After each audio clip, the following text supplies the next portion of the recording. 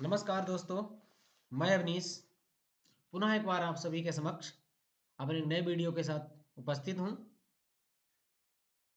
उम्मीद है आप सभी लोग अच्छे होंगे और आप सभी की तैयारी बहुत अच्छी चल रही होगी। साथियों, आप लोग जानते हैं कि नया साल प्रारंभ हो चुका है। आज उसकी 6 तारीख हो चुकी है, 6 जनवरी 2023।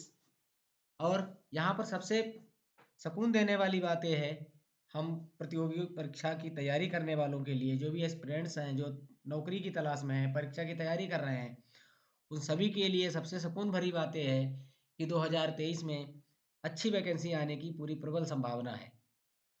और दिसंबर 2023 तक अच्छी भर्तियां होंगी। कई विभागों में भर्तियां होंगी, वो चाहे शिक्षक भर्ती हो, वीडियो की हो, पीसीएस की हो, आरओ आरओ हो, अन्य भी कई प्रकार की पुलिस भर्ती है, वो भी निकलने को है। तो कई भर्तियां आएंगी और कई विज्ञापन। उम्मीद है कि जनवरी, फरवरी और मार्च में 3 महीने में बम्पर विज्ञापन निकलेंगे। और अगले 2 या 3 महीने के बाद, मार्च के बाद अप्रैल से परीक्षाएं प्रारंभ हो जाएंगी। तो इसका बहुत अच्छा चांस है, बहुत बढ़िया मौका है तैयारी करने का। ठंड बहुत अपने स्वभाव पर है, पूरे स्वभाव पर ठंड पड़ रही है। रजाई में बैठकर हम अपनी तैयारी कर सकते हैं और जितनी रिवीजन करेंगे उतना ही हमें इसका लाभ मिलेगा परीक्षा में। तो इसी दृष्टि से हमने एक श्रृंखला प्रारंभ की है। आज से 20 से 25 प्रश्न की एक श्रृंखला हम पर डे, जीएस के प्रश्न होंगे, सभी विभाग सभी क्षेत्रों से प्रश्न होंगे। उसमें 20 से 25 प्रश्नों की एक श्रृंखला प्रारंभ कर रहे हैं। उम्मीद है आप लोगों को पसंद आएगी, जो कि परीक्षा दृष्टि से प्रश्नोत्तर श्रेणी में है, प्रश्नोत्तर प्रारूप में है। उम्मीद है आप लोगों को पसंद आएगी। तो परीक्षा दृष्टि से बहुत महत्वपूर्ण है। जिस टाइप के परीक्षा में प्रश्न पूछे जाते हैं, कुछ पुराने प्रश्न हैं, कुछ नए प्रश्न हैं, तो इनको लेकर के हम आज से प्रारंभ कर रहे हैं इसको। और कोशिश है कि प्रतिदिन 20 से 25 या 30 प्रश्नों की श्रृंखला लेकर के हम डेली आएँ और आप लोग उसका लाभ उठा सकें। हम अपना वीडियो प्रारंभ करें उससे पहले आप सभी लोगों से निवेदन है कि हमारे वीडियो को लाइक, कमेंट, शेयर जरूर कर दीजिए। जिन साथियों ने हमारे चैनल को सब्सक्राइब नहीं किया है, तो कृपया हमारे चैनल को सब्सक्राइब जरूर कर दें। आइए शुरू करते हैं आज की श्रृंखला। ये बहुत ही महत्वपूर्ण श्रृंखला होगी। बहुत ही महत्वपूर्ण प्रश्न छाट के हम इसमें लाए हैं और प्रतिदिन हम 20 से 25 प्रश्नों के का एक वीडियो, छोटा सा वीडियो बनाएंगे। उसको आप लोग देखेंगे तो लाभान्वित जरूर होंगे, क्योंकि इस साल अच्छी भर्तियां आने को हैं। सुपर टेट जिसे शिक्षक भर्ती कहते हैं, वो भी होनी है, पुलिस की भी होनी है, वीडियो की भी होनी है, पीसीएस आरओ की भी होनी है। और सबसे महत्वपूर्ण है खंड शिक्षा अधिकारी वीओ की भी भर्ती। अप्रैल से लेकर के जून तक परीक्षा संभावित है।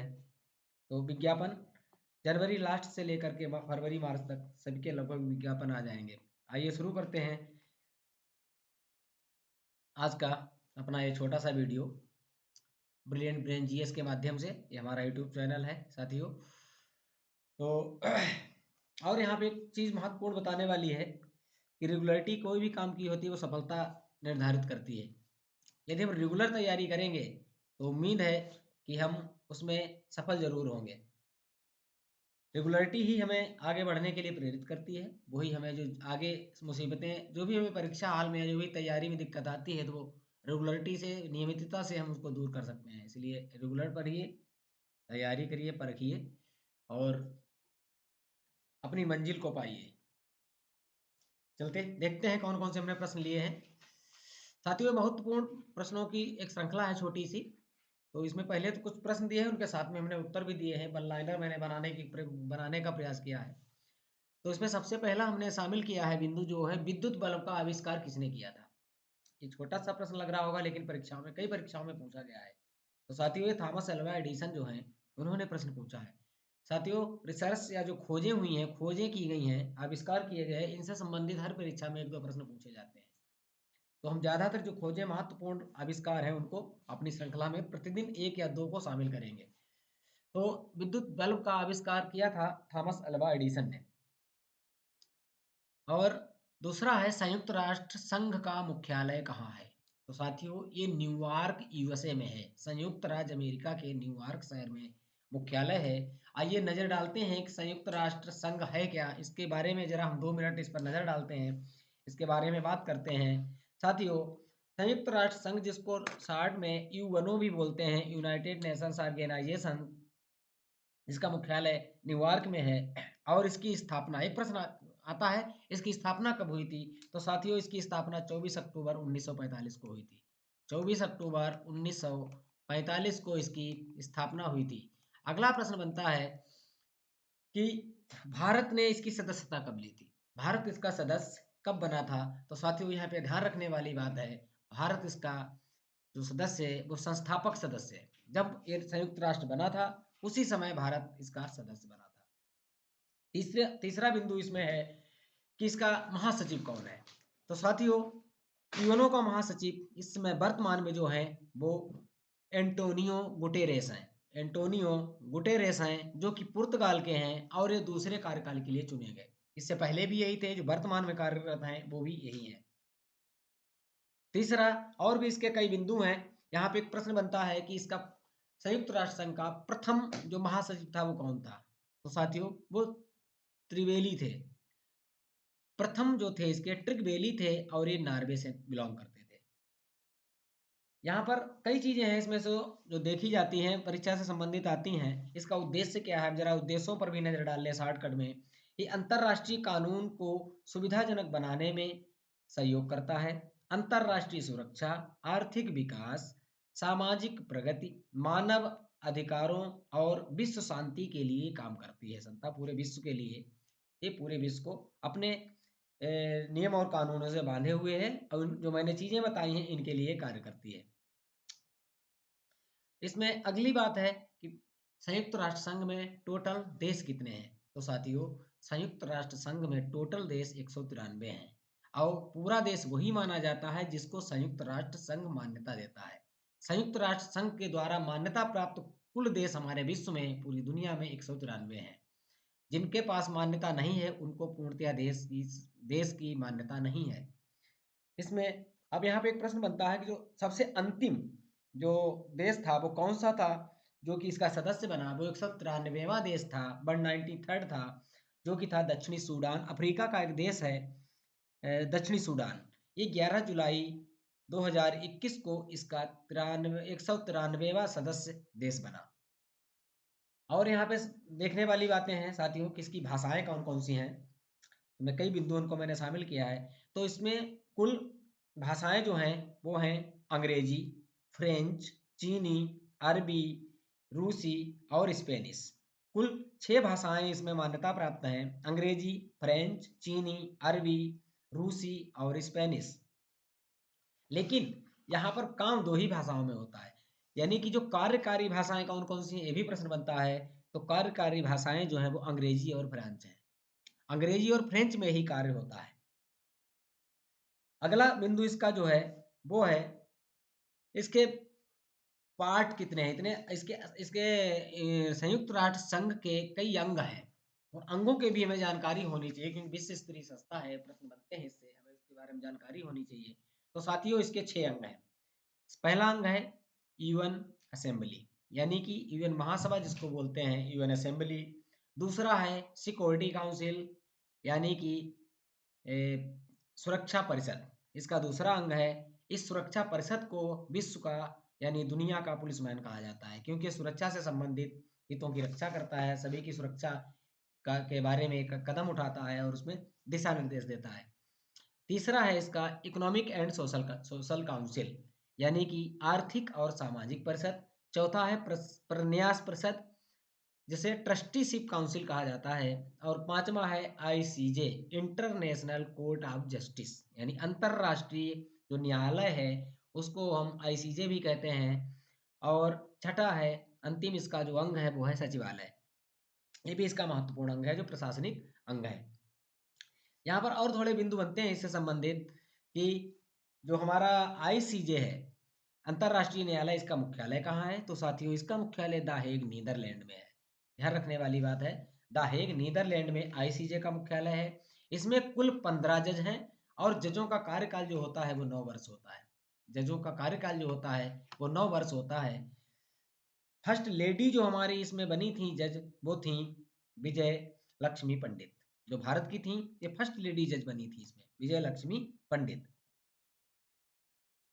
और तो इसमें कोई खास बिंदु तो नहीं है लेकिन एक दो बिंदु हैं अभी इसमें हम आपको बताते चल रहे हैं। एक यूएन महासभा जो का पहला मैंने अंग बताया था, इसमें एक अध्यक्ष चुना जाता है। तो वर्तमान में इसका अध्यक्ष, यूएन महासभा का जो अध्यक्ष है वो अब्दुल्ला शाहिद हैं, जो कि विदेश मंत्री हैं मालदीव के। इनको चुना गया है। तो ये कुछ चीज़ें थी इसमें मुख्य मुख्य जो कि मैंने आपको बताई, जो कि बहुत महत्वपूर्ण है। इन्हीं से संबंधित प्रश्न आ सकता है कहीं न कहीं से। अगर हम इन चीज़ों को देख लेंगे तो कोई भी गलती होने की संभावना नहीं रहेगी। एक चीज़ और बहुत महत्वपूर्ण है जिसके लिए हमारा देश भारत संघर्ष कर रहा है, पूरे दुनिया के देशों में जा रहे हैं अपना समर्थन लेने के लिए, वो है सुरक्षा परिषद, यानी सिक्योरिटी काउंसिल में स्थायी सदस्यता। हमको सुरक्षा परिषद में स्थायी सदस्यता नहीं मिल पा रही है। अब यहाँ हम देखेंगे कि इसमें कितने क्या है मेंबर। सुरक्षा परिषद में साथियों 15 सदस्य हैं टोटल। इसमें से 5 स्थायी सदस्य हैं। अब वो 5 स्थायी सदस्य कौन-कौन से हैं? इनका प्रश्न पूछ लेते हैं। वो है यूएसए यानी संयुक्त राज्य अमेरिका, ब्रिटेन, चाइना, फ्रांस और रूस। ये 5 देश जो हैं स्थायी हैं। इनमें से 10 देश जो हैं वो अस्थायी होते हैं, जिनका कार्यकाल 2 वर्ष के लिए होता है। तो ये सुरक्षा परिषद भी हमारे लिए बहुत महत्वपूर्ण है। अपनी सीट के लिए भारत दुनिया के देशों से संपर्क कर रहा है, अपना समर्थन मांग रहा है कि हमको इसमें दी जाए। सभी जानते हैं कि चाइना जो है वो भारत की बदौलत ही आज स्थायी सदस्यों की श्रेणी में है। कुछ गलतियां हुई पूर्व सरकार से, जो कि उस समय सरकार थी आज़ादी के समय, उन्होंने इसको बड़ा भाई मानते थे अपना, भारत के लोग, भारत सरकार इनको बड़ा भाई मानती थी चाइना को, और उन्होंने अपना पद इनको गिफ्ट कर दिया था, एक तरीके से दे दिया था। तब से चाइना है, लेकिन चाइना का रूप क्या है वो हम सभी लोग जानते हैं। आज यहाँ कहीं कबलान में हो रहा है, कहीं सिक्किम में हो रहा है, कहीं असम अरुणाचल बॉर्डर पे नौटंकी फैला रहा है। तो ये किसी का सगा नहीं है। फिलहाल आगे बढ़ते हैं और देखते हैं। तो था मुख्य चीज़ें हमारी संयुक्त राष्ट्र के संबंध में जो मैंने आपको बताई। आप इसको सुन के अगर नोट कर लेंगे तो उम्मीद है काम जरूर आएंगे आपके। अगला है कुचिपुड़ी डांस। कुचिपुड़ी डांस ये कहाँ का है? ये आंध्र प्रदेश का है। कुचिपुड़ी डांस आंध्र प्रदेश का है साथियों। आंध्र प्रदेश के बारे में दो तीन बातें जान लीजिए। आंध्र प्रदेश देखा जाए तो दक्षिण पूर्व समुद्री तट के किनारे एक देश है। तेलंगाना वो प्रदेश है, तेलंगाना का हिस्सा है। पूर्व में आंध्र प्रदेश था, लेकिन 2014 में 29वें राज्य के रूप में तेलंगाना का निर्माण किया गया। तेलंगाना राज्य बनाया गया, जो कि आंध्र प्रदेश से काट के बनाया गया। और इसकी राजधानी वर्तमान में जो वो है, अभी तो दोनों की राजधानी हैदराबाद में है, लेकिन आंध्र प्रदेश की जो राजधानी होगी, आंध्र प्रदेश की जो राजधानी होगी वो अमरावती होगी। आंध्र प्रदेश की राजधानी अमरावती में रहेगी और ये 2024 से कार्य करने लगेगी। अभी भी बन रही है साथियों, अभी बनी नहीं है। तो वर्तमान में इसकी राजधानी हैदराबाद, तेलंगाना की भी, आंध्र प्रदेश की। और कुचिपुड़ी यहाँ का डांस है। 2014 में एक 29वां राज्य बनाया गया था, जो कि था तेलंगाना, जो आंध्र प्रदेश से काट के बनाया गया था साथियों। आइए आगे बढ़ते हैं। यहाँ पर एक दो बिंदु और हैं आंध्र प्रदेश से संबंधित, हम आपको बता दें, जो परीक्षा में अक्सर पूछे जाते हैं। आप ध्यान रखिएगा, बहुत ही महत्वपूर्ण है आंध्र प्रदेश, इसीलिए मैंने इसको शामिल किया है। आंध्र प्रदेश हमारे देश का पहला भाषाई आधार पर बनने वाला राज्य था। बहुत ध्यान देने वाली बात है। आंध्र प्रदेश ऐसा पहला प्रदेश था जो भाषाई आधार पर बना था 1 अक्टूबर 1953 को। उसके बाद सारे जो प्रदेश बनाए गए थे साथियों, वो 1956 में जो एक राज्य पुनर्गठन अधिनियम बनाया गया था संसद द्वारा, फजल अली के अध्यक्षता में एक आयोग बना था जिसने अपनी संस्तुतियां दी थी। उसी के आधार पर सन 1956 में एक राज्य पुनर्गठन अधिनियम बना था। उसमें 14 राज्य और 5 केंद्र शासित प्रदेश बनाए गए थे। लेकिन 1953 में ही एक प्रदेश बन चुका था, वो था आंध्र प्रदेश, जो कि भाषा के आधार पर बनने वाला पहला राज्य था। ये प्रश्न पूछा जाता है अक्सर, आप देख लीजिएगा, सारी परीक्षाओं में मिलेगा आपको। और यहाँ पर एक चीज और तथ्य देने वाला है कि 1952 में एक रामल्लू थे, गांधीवादी नेता, भाषाई आधार पर राज्य की मांग कर रहे थे, और वो 56 दिन की आमरण अनशन के बाद उनकी मौत हो गई थी। उस मौत के बाद अत्यधिक जो प्रदर्शन थे वो और अधिक बढ़ गए, तो मजबूरी में पंडित जवाहरलाल नेहरू को, और राष्ट्रपति उसमें डॉक्टर राजेंद्र प्रसाद थे, लोगों ने एक फैसला लिया और एक कमेटी बनाई। हालांकि इसके आयोग 1947-48 में ही बन गया था। उसी के आधार पर फिर उन्होंने 1 अक्टूबर 1953 को आंध्र प्रदेश का निर्माण किया था। ये था भाषा के आधार पर बनने वाला पहला राज्य। तो यही मुख्य बिंदु हैं।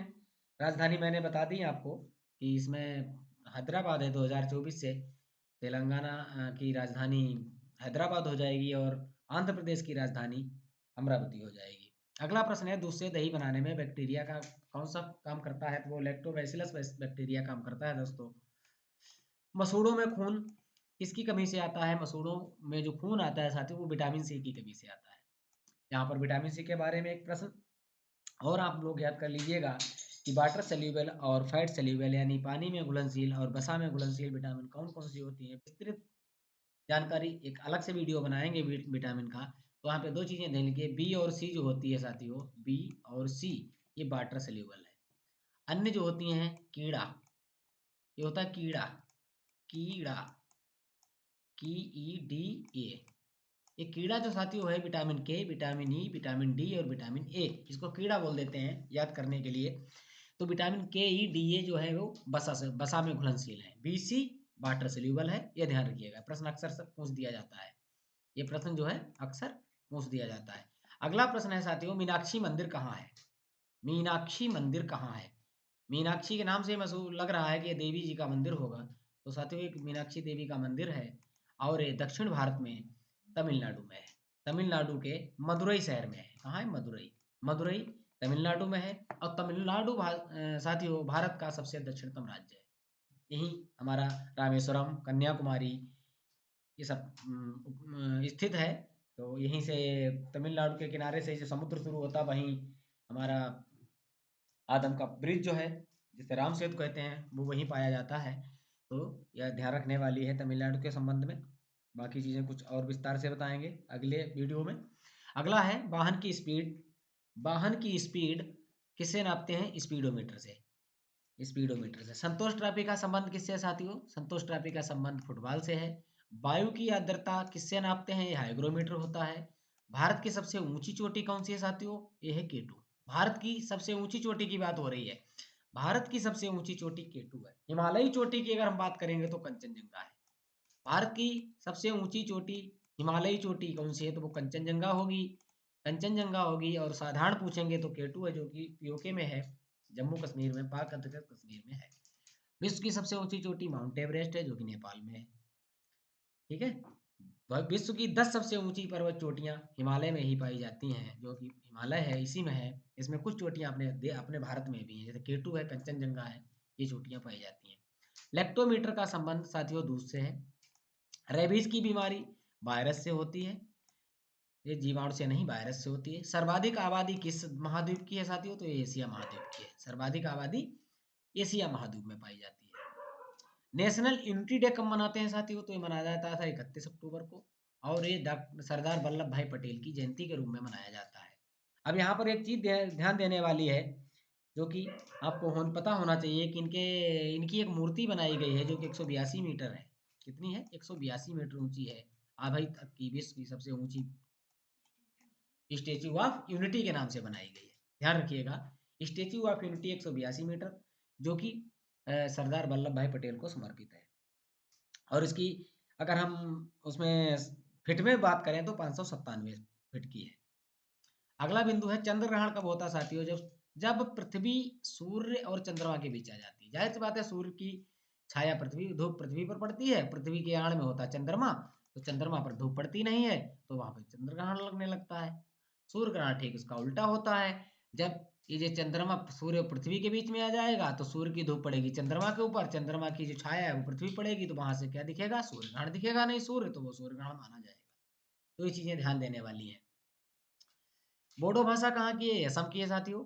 राष्ट्रपति और उपराष्ट्रपति की अनुपस्थिति में भारत का राष्ट्रपति कौन होता है? बहुत महत्वपूर्ण प्रश्न है। जब राष्ट्रपति भी ना हो, उपराष्ट्रपति भी ना हो तो कौन बनेगा?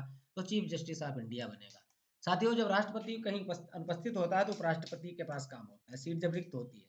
जब उपराष्ट्रपति भी होता है नहीं होता है तो उसकी अनुपस्थिति में चीफ जस्टिस ऑफ इंडिया काम करेगा राष्ट्रपति के रूप में। अगर ये भी नहीं होगा तो सुप्रीम कोर्ट का जो भी सीनियर जज होगा वो इस पद पे काम करेगा।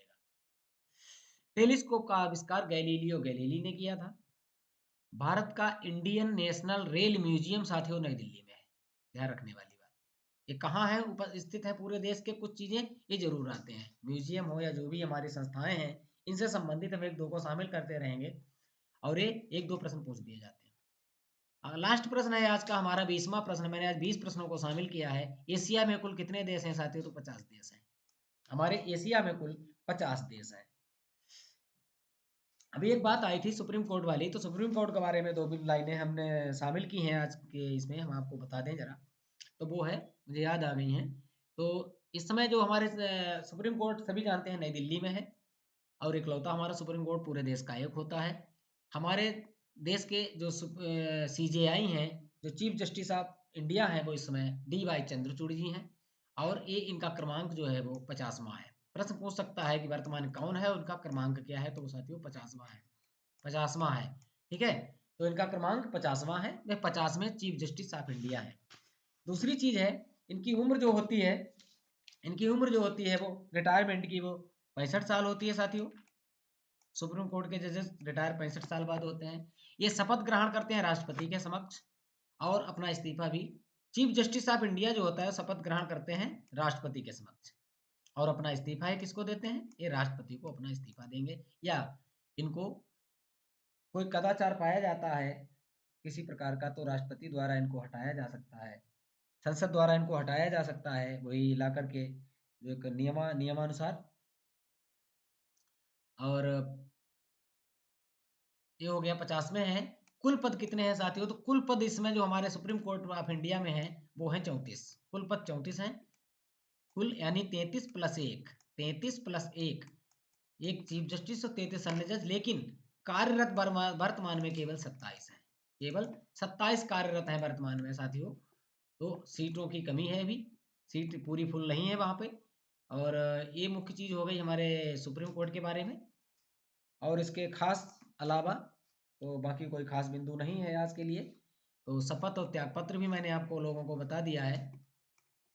उम्मीद है आप लोगों को मेरा वीडियो पसंद आएगा, और जो मैंने अलग से भी चीज़ें कुछ बताई हैं जो इसमें टोटल नोट नहीं है, उनको आप सुन कर नोट कर सकते हैं, और सभी कार्य काम में आने वाली चीज़ें हैं इसमें। छोटी परीक्षाएं जो 1 दिवसीय परीक्षाएं होती हैं, उनके लिए तो बहुत ही महत्वपूर्ण है। PCS, नेट, टैट, सीटेट, अन्य जो शिक्षक भर्ती है, इनमें सब में काम आने वाली जो है वो सामग्री दी है इसमें। तो उम्मीद है आप लोगों को पसंद आएगा। मिलते हैं अगले, जल्दी ही कल कोशिश करेंगे इसी प्रकार के वीडियो के साथ। अगर आप लोगों को मेरा वीडियो अच्छा लगा तो हमें कमेंट करके ज़रूर बताएं, जिससे हमको अगला वीडियो बनाने में थोड़ा अपना ऊर्जा मिले, थोड़ा लगे कि हमें बनाना चाहिए वीडियो, क्या लाभप्रद है या नहीं। धीरे धीरे हम इसमें 10-5 प्रश्न और बढ़ाएंगे, तो आप लोगों को और ज़्यादा लाभ मिलेगा। मिलते हैं कल अगले वीडियो के साथ। तब तक के लिए सभी साथियों को नमस्कार, धन्यवाद। हमारे वीडियो को लाइक, कमेंट, शेयर करना ना भूलें। धन्यवाद।